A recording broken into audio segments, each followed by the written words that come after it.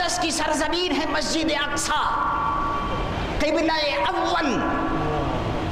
جہاں 1,24,000 نبیوں کا مجمع ہے. آج اس بابرکت زمین پر یہودی اور عیسائی امریکہ کی چھتری میں، امریکہ کے سائے تلے مسلمانوں کے خون سے ہولی کھیل رہے ہیں.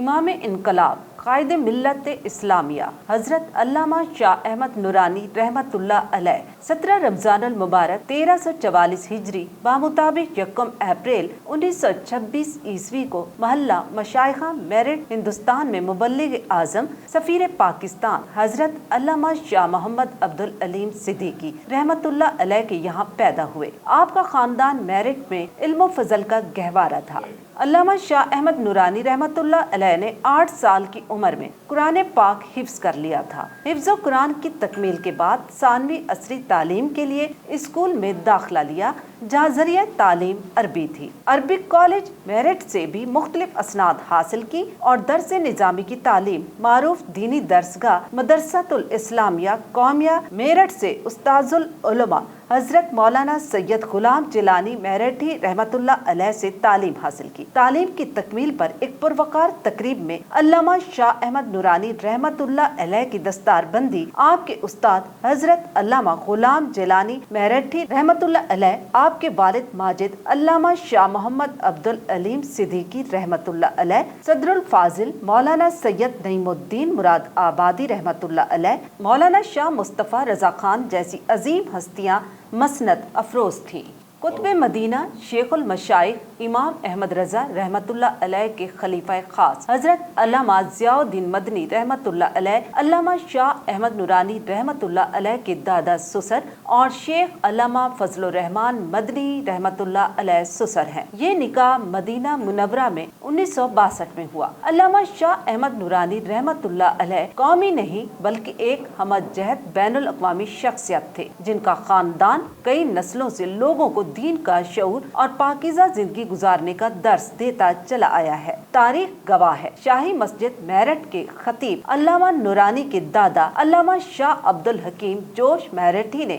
اسلام کے لیے بے مثال خدمات سر انجام دی اور ان کے حقیقی بھائی مولانا محمد اسماعیل میرٹھی رحمت اللہ علیہ نے اردو ادب میں گراں قدر کام کیا. بانی پاکستان قائد اعظم محمد علی جناح سے علامہ نورانی رحمت اللہ علیہ کے تایا مولانا نذیر احمد صدیقی رحمت اللہ علیہ خطیب ممبئی کے ذاتی تعلقات تھے. قائد اعظم ممبئی کے مشہور آزاد میدان میں عیدین کی نماز ان کی امامت میں ادا کرتے تھے. وہ عربی، انگریزی اور کئی زبانوں پر عبور رکھتے تھے. قائد اعظم نے رتن بائی سے جب شادی کا فیصلہ کیا تو مولانا نذیر احمد صدیقی رحمت اللہ علیہ کے ہاتھوں پہلے مشرف با اسلام کرایا.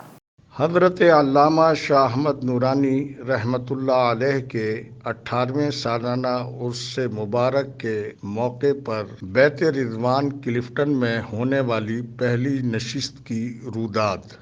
حضرت علامہ شاہ احمد نورانی رحمت اللہ علیہ نے اپنی عملی زندگی کا آغاز اپنے آباء و اجداد کی طرح تبلیغ دین سے کیا. اگر روحد و تقوی کی بات کی جائے تو علامہ نورانی رحمت اللہ علیہ کا روحد و تقوی بھی خاصا رہا. اسلام کے پیغام کو دنیا بھر میں پھیلانے کے لیے لاکھوں میل کا صعوبتوں بھرا سفر کیا. ان کی ان کوششوں کے نتیجے میں ہی معروف عالمی شخصیات سمیت ہزاروں غیر مسلم حلقہ بگوش داخل اسلام ہو گئے.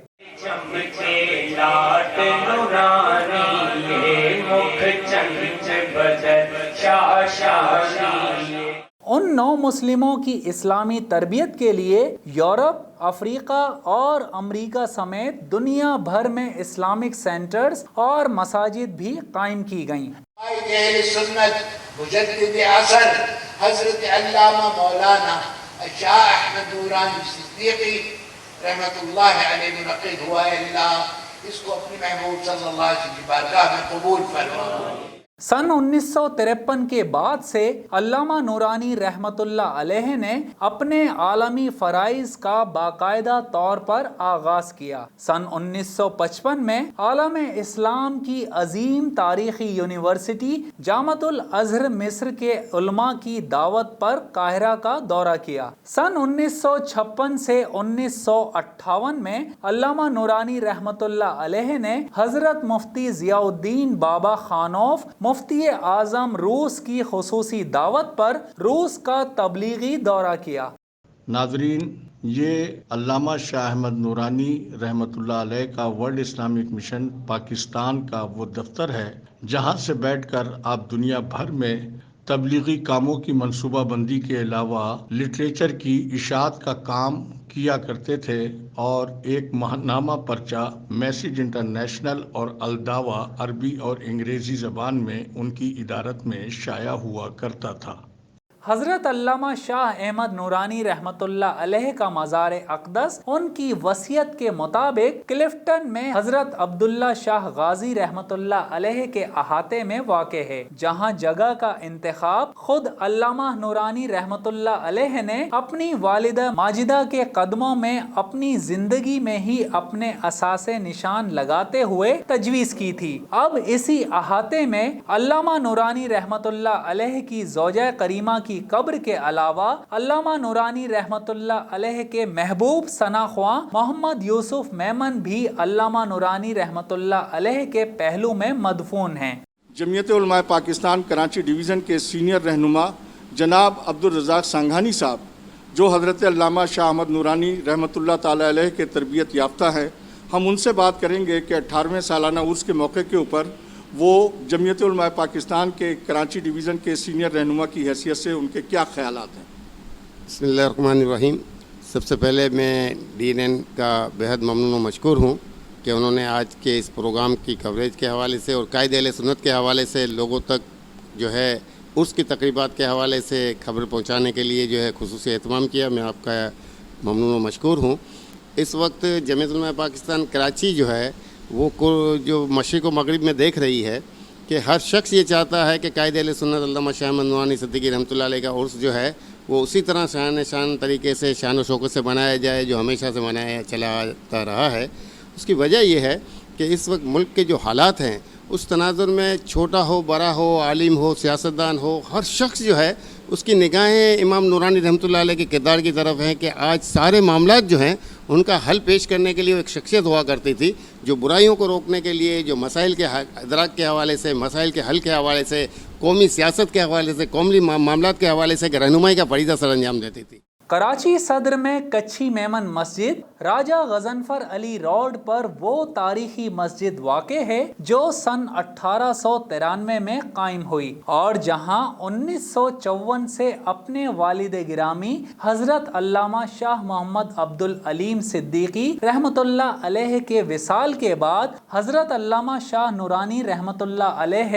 अपनी उम्र की आखिरी सांसों 2003 तक अपने वालिद की तनहा नमाज जुमा और ईदैन की नमाजों की इमामत का फरीज़ा एजाजी तौर पर सरअंजाम देते रहे। अब खानवादा अलीमिया से ये फरीज़ा अल्लामा नूरानी रहमतुल्लाह अलैह के साहबजादे गद्दी नशीन साहबजादा अल्लामा शाह अनस नूरानी रहमतुल्लाह अलैह ने संभाल रखा है। ख्याल रहे कि इसी तारीखी मस्जिद में DNN न्यूज़ की स्पेशल रिपोर्ट के मौके पर गुफ्तगू करते हुए अल्लामा शाह अनस नूरानी का कहना था, ये वो मुबारक मस्जिद है कच्ची मेमन मस्जिद, कच्ची मेमन मस्जिद कि जहाँ 1947 में हिजरत करने के बाद मुबल्लिग आज़म मौलाना शाह अब्दुल अलीम सिद्दीकी क़ादरी मेरठी मदनी रहमतुल्लाह अलैह 47 से लेकर 47 में तशरीफ़ लाए और इस मिंबर और महराब को संभाला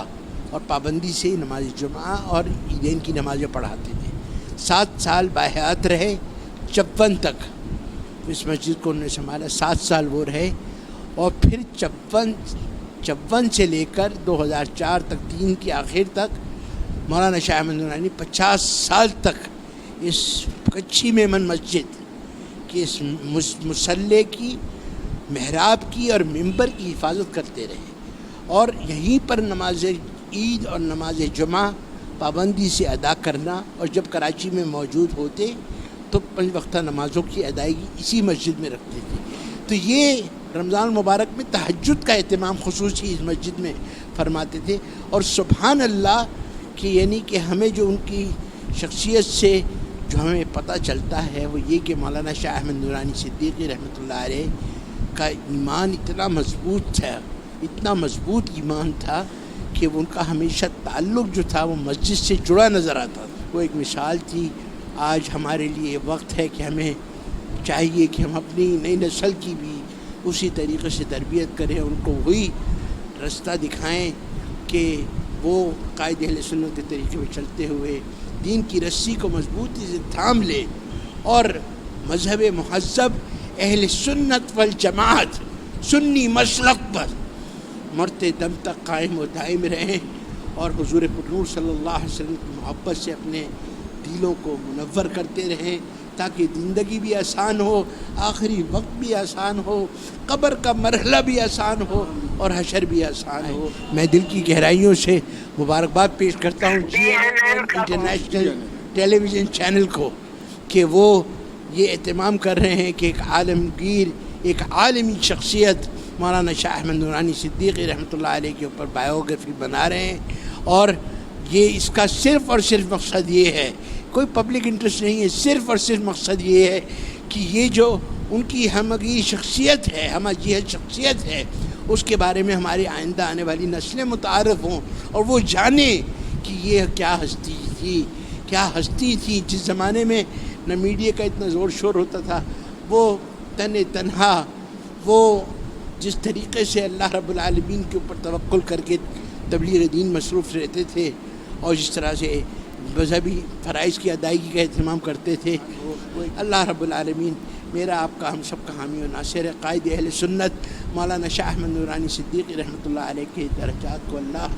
بلند و اعلیٰ فرمائے. اس موقع پر جہانگیر پارک شبینہ کمیٹی کے منتظم عبید اللہ قادری نے کہا، قائد ملت اسلامیہ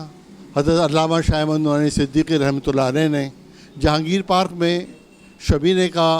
جو پروگرام شروع کیا تھا، خادم عبید اللہ قادری اور شبینہ کمیٹی کا چیئرمین تھا، اور 1981 سے یہ شبینہ کا آغاز ہوا اور آپ کے وصال تک یہ شبینہ جاری اور ساری رہا. اور آپ نے جس طریقے سے اس رمضان المبارک کی 27ویں شب میں اجتماعی دعا کا جو پروگرام رکھا تھا، پاکستان بھر سے، دنیا بھر سے تمام لوگ اس میں شرکت کے لیے تشریف لایا کرتے تھے. میں آپ کے اور آپ کے چینل کا میں انتہائی مشکور ہوں کہ آپ نے اس کی تقریبات کو کور کیا. شکریہ. یہ ہے برنس روڈ کی وہ تاریخی جناح، پہلی اور آخری مسجد جو سن 1947 میں قائم ہوئی. حضرت علامہ شاہ احمد نورانی رحمۃ اللہ علیہ نے 1 سال کے وقفے سے 52 سال تک اسی تاریخی مسجد میں نماز تراویح کی امامت کے علاوہ درس قرآن دینے کا فریضہ بھی سر انجام دیتے رہے. گلشن اقبال میں مسجد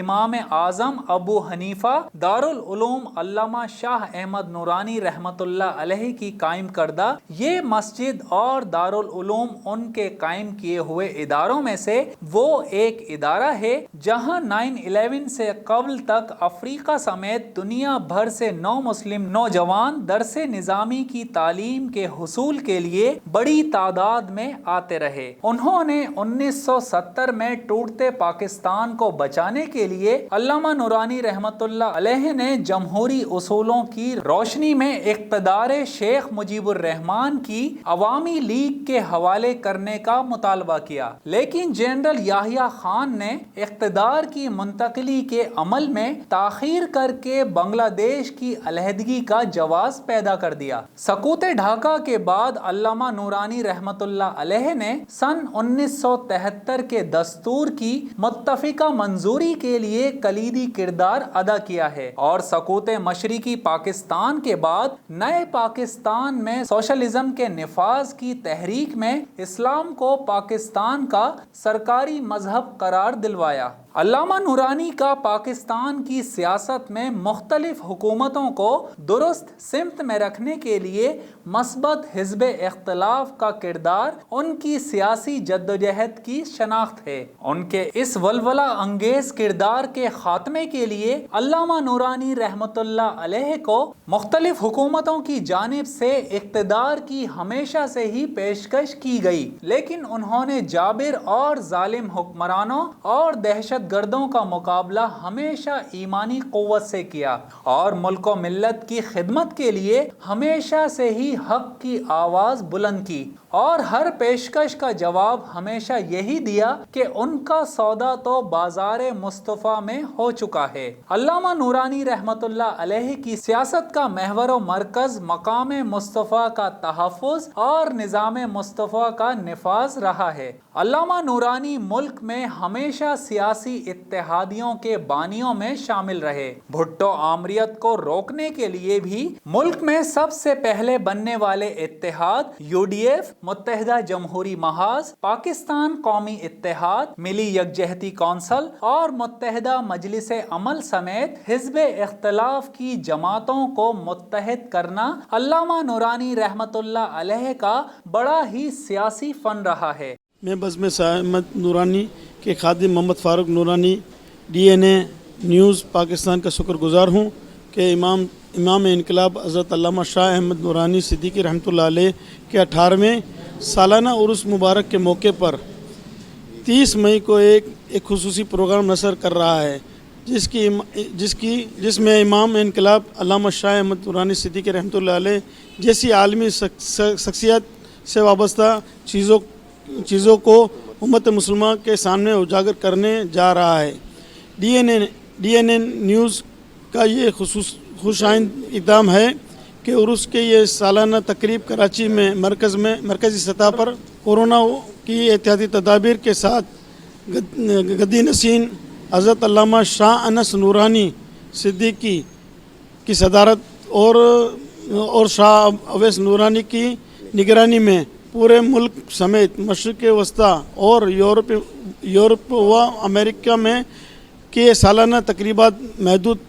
سطح پر منعقد ہو رہی ہے۔ علامہ شاہ احمد نورانی صدیقی حق و صداقت کی نشانی اور عالم امن کی داعی ہیں۔ علامہ شاہ احمد نورانی رحمۃ اللہ علیہ کے 18ویں سالانہ عرس مبارک کے موقع پر خصوصی رپورٹ کے ساتھ سینئر نیوز رپورٹر سراج امجدی، کیمرامین عبد الرحمان، ساتھی اینکر زاہد مرزا اور عابدہ خان، DNN نیوز کراچی۔